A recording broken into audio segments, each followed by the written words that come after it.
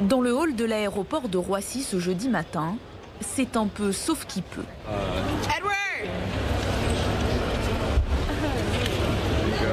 Edward! Après un réveil inattendu, en pleine nuit et quelques heures d'attente, ces étudiants américains en visite à Paris ont fini par retrouver le sourire, car dans leurs mains, leur sésame, un billet d'avion pour rentrer chez eux. À 3 h du matin, on nous a dit de faire nos valises et qu'on devait se dépêcher pour être dans le hall. On a eu à peine 1 heure pour se préparer. On avait des plans pour aujourd'hui, des visites prévues à Paris et là tout d'un coup on nous a dit allez directement à l'aéroport tout de suite à cause de ce que Trump a annoncé. Une déclaration spectaculaire.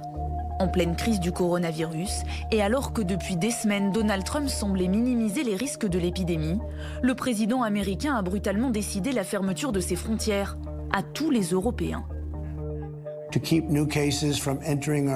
Pour empêcher de nouveaux cas de coronavirus de pénétrer dans notre pays, nous allons suspendre tous les voyages en provenance d'Europe pour les 30 prochains jours. Les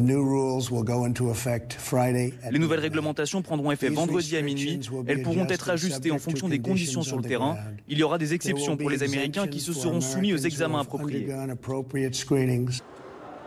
Des dérogations à certaines conditions. Les citoyens américains de retour chez eux ce week-end atterriront notamment dans des aéroports spécifiques et subiront d'abord un examen médical. À la clé, 14 jours de confinement. Alors pour éviter ça, de nombreux passagers préfèrent tout de suite faire demi-tour. Je viens d'arriver pour 2 semaines de vacances à Paris, Londres et Amsterdam. Mais ils ont dit que les voyages seraient interdits depuis Paris. Donc je dois retourner à New York. Certains fuient, d'autres, citoyens européens, renoncent carrément à partir, même si la mesure n'est pas encore entrée en vigueur. Devant le comptoir Air France, la file d'attente des passagers ne cesse de s'allonger. Mais au bout du compte, la solution proposée reste souvent la même. Ces Français, qui devaient s'envoler pour 2 semaines à Miami, sont obligés de renoncer à leurs vacances. Air France nous a annoncé que si nous partions, on pouvait partir, mais que sur le sol américain, on avait à minima 30 jours de blocage minimum. C'est-à-dire que vous pouvez partir, mais pas rentrer ?